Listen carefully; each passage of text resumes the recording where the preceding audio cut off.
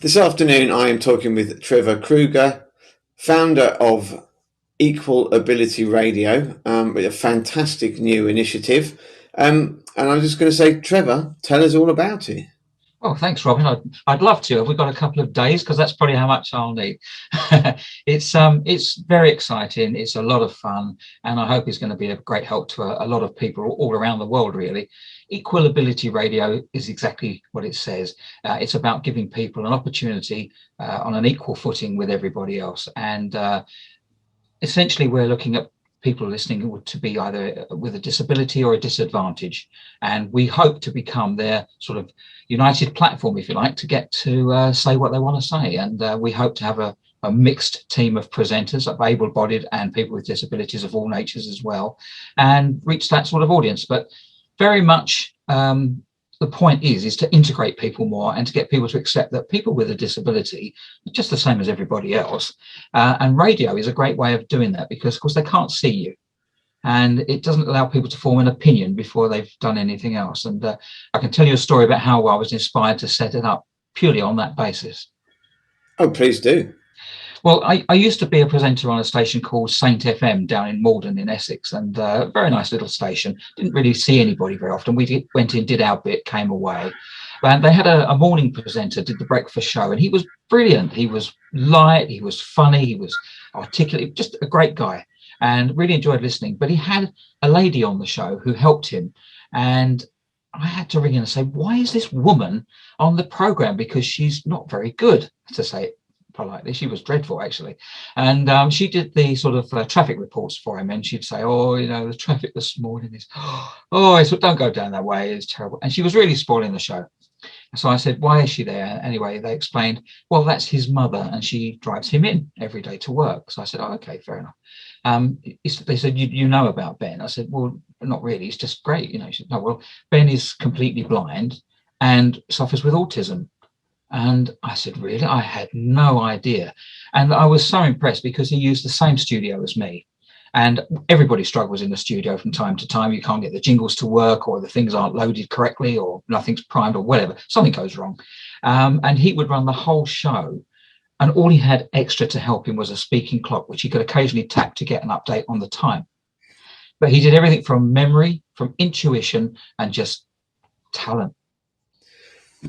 So in terms of running a radio show then, and obviously there are kind of two halves to a radio show. So for those that don't know how a radio show works, you have your presenters and then you've got your production team. So are you hoping to staff both sides of the equation with disabled people?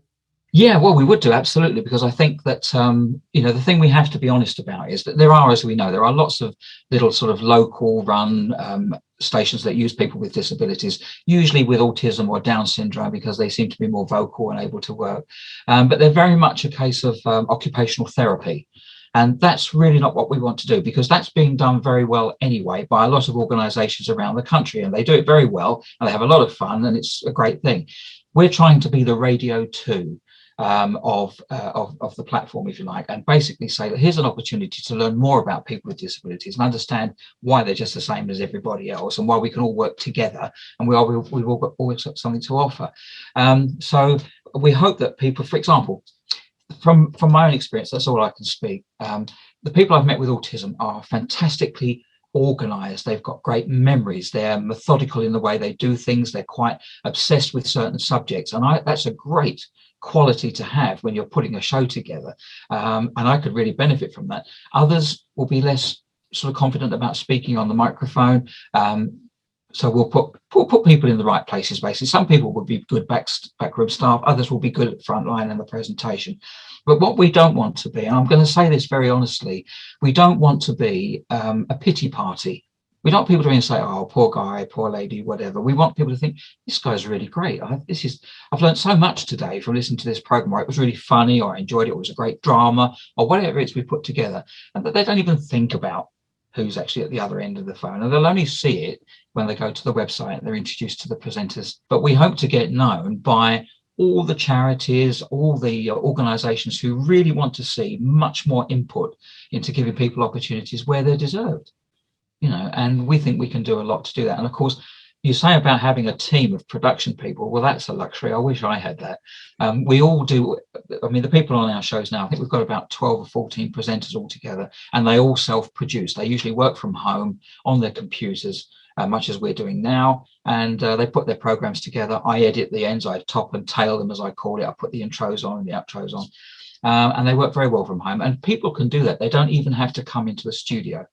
So we're hoping to get a whole range of people working with us from all around the world, because we reached 208 countries already just with our test broadcasts. Wow. And we get people listening in everywhere, New Guinea and Australia, America, all over the place. And we want them to be sending us information about what it's like to be with a disability in another country. And again, so what kind of programming do you anticipate scheduling? Okay. Well, at the moment, we're putting out mainly music because we want people to keep listening. Yeah, so they get to know more about it. And then we drop our messages in between the programs and the shows saying who we are and what we're about and all that sort of thing. So we keep people listening. We don't want them to turn off. But of course, once we're going out live and we have a schedule, then people will listen at set times of the day for the programs they like. So we'll do a lot more than music. And we've got all sorts of things planned. We've got drama series planned, radio soaps. We want to do much more news. We want to do much more biography type programs. We want to do everything, really, talking about individuals like yourself, people who've made achievements in life, done great things, overcome adversity or whatever, and just generally make it a whole magazine program. Something for everybody. That's really what we're all about. I've had a real difficulty in recruiting people with disabilities to get involved, and I'm not sure why that is. We get a lot of people who've had we have one guy, for example, who's schizophrenic, very clever guy, but and very articulate, great knowledge of music, a great person to have on radio. We have people who have problems with eating disorders, anxiety, all those sorts of things, which are all fine on radio. I need people around me who will educate me, because this is a learning process for all of us as to, how not to be patronizing or condescending or say things inadvertently that you don't mean to say. I need to learn, we all need to learn how to go about that the right way. So it's very important that we work as a team, and the team put together something that's acceptable for everyone. So if somebody were interested in becoming part of Equal Ability Radio, yep. How would they get involved? Okay, depending on what they want to do. You might have people who are writers. They might like to write drama and they just want to write. If they want to send in the scripts, then we would get that acted out and recorded. We would handle the rest of it. They can just be a writer. If somebody's a researcher or want to do news reports or whatever from their view, that would be fantastic. I'm constantly looking when I go out now. For instance, if I use the tube in London, I think, well, if I were in a wheelchair, how would I get off of this station? There's nothing here to get me up the stairs. It's ridiculous. But, I need someone who's obviously clued up to that sort of thing and can talk about that. If they want to do a music show, all they would literally have to do is record the links.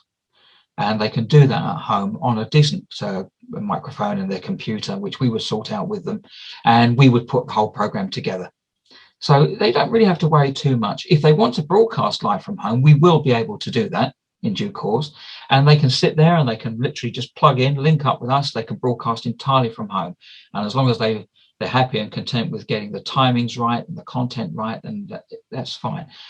Basically, we'll cut the cloth according to their capabilities, I think, really. As ever, we've run out of time. Yeah. But I'm sure there will be lots of people who will be really interested in taking part. Thank you. Thank you very much. If they just want to send me an email, I'll get straight back to them within 24 hours. Brilliant. We'll put email up on the website. Thank you, Robin. It's been nice talking to you. In fact, it's been an honour.